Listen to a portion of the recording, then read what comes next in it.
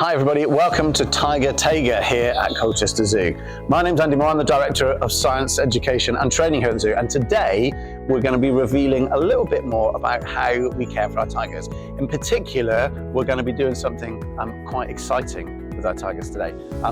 This is Jodie, a team leader of tigers. Jodie, what are we going to be doing today? So this morning we are going to be putting a pole feed out for our tigers for their breakfast. So what we're going to do is we'll attach the piece of meat that they're due today right at the top and encourage them to come on. Fantastic. Okay guys, so Jodie's going to go and start getting ready. Join us in a few seconds.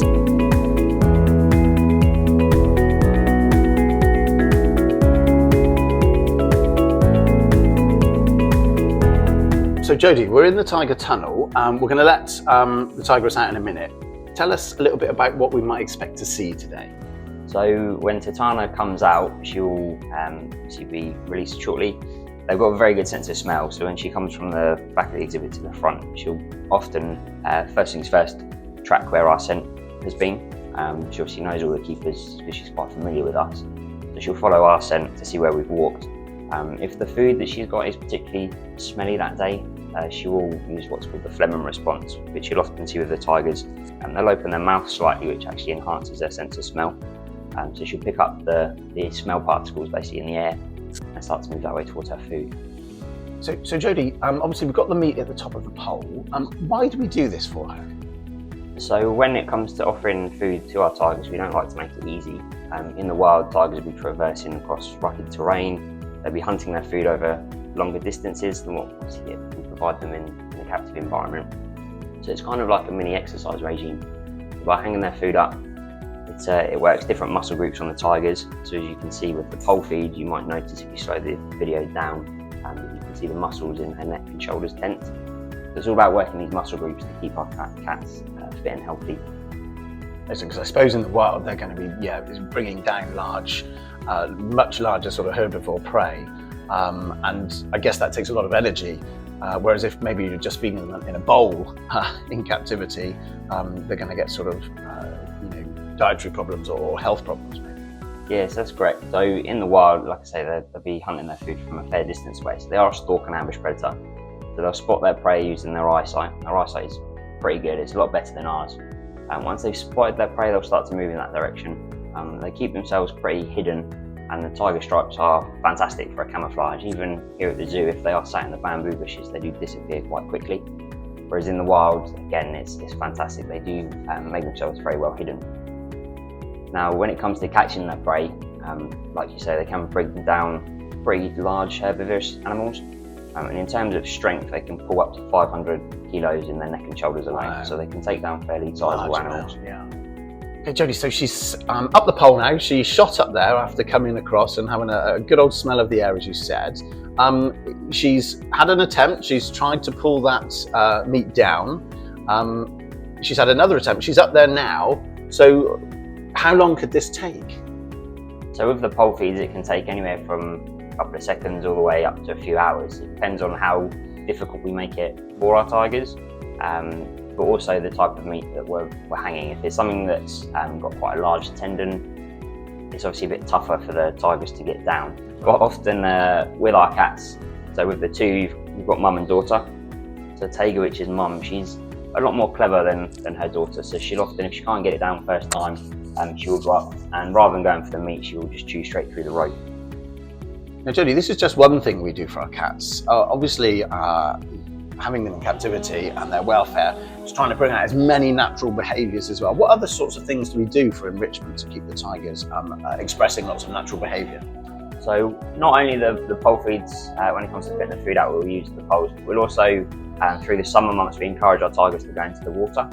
So they are a cat that's quite used to going in water, and they will often take a bit of a dip. So if you visit in the summer months, you'll often find either of our tigers laying down in the pool. So to encourage this behaviour as well, we will tie their food onto logs, put the logs in the pool so it floats or sinks to the bottom, to encourage the cats to go in and take a bit of a dip. And also with our tigers, we don't always feed them every day, so we do give them fast days. So on days where we don't offer them food, which is very natural for the tigers because in the wild they can go up to a week between meals. So on these fast days, we'll actually put out different scents and smells. And this will range from perfumes that we'll spray around the enclosure to other animal bedding or animal poo. And if they quite like the smell, it's like a cat with catnip. So they do go quite dribbly, and they roll around and act like a kitten. And if they don't particularly like the smell, they will just re-scent mark. So it encourages them to mark out their territories once again. Now, Jodie, she's licking the meat before she's eating it there. She's got it down successfully. She's licking the meat. Why is she licking it before sort of taking a bite? So even though they are here at the zoo, they do follow a lot of similar patterns to their wild counterparts. So the reason that they lick the meat is their tongue is extremely rough. It's the same as a domestic cat for some people who've got cats at home.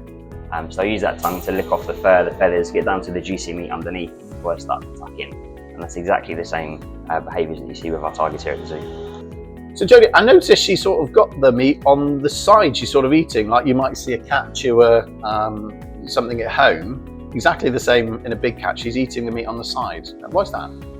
So like you say, all cats, they have specialised teeth along the side. These teeth are called carnassials, and they're designed like a pair of scissors. So they don't have the flat grinding teeth like we have.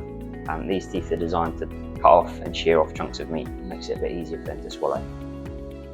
So Jodie, these are obviously Amur tigers. There are a few different subspecies, different kinds of tiger.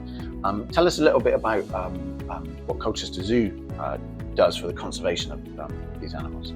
So with the tigers that we have, as you say, the Amur tiger, so where they're found in Far Eastern Russia, it's quite a sort of hospitable environment. It's very cold, so there's snow on the ground for around about 9 months of the year. So it's not a nice environment for the cats.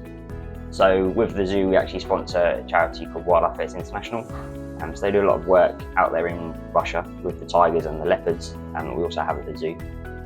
So the main sort of aspects that they help with is they educate local communities that having tigers nearby isn't necessarily a bad thing. They'll also help to vaccinate stray cats and dogs, which they do carry disease which can be passed over to the tigers. Because this is kind of a newer thing within the last 50 years that they are coming into contact with these domestic species. They don't really have an immunity against some of the diseases.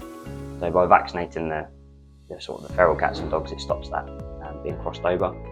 And they'll also take blood samples from wild tigers. They set up camera traps to keep the tabs on numbers in the wild, because there's really not that many. In the area that you find them, there's actually less than 500. And back in the 1940s, there was actually 50.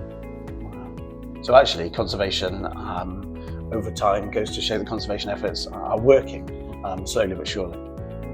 Folks, I hope you've enjoyed the Tiger Feed as much as we have here. It's been a real treat, Jodie, to watch the tigers stay, so thank you so much.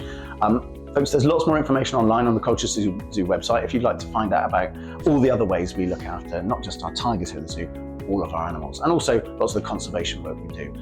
But do carry on looking out for these little videos across the rest of the year as we bring more of the tricks of the trade of how we care for animals here at the Colchester Zoo to you on Facebook.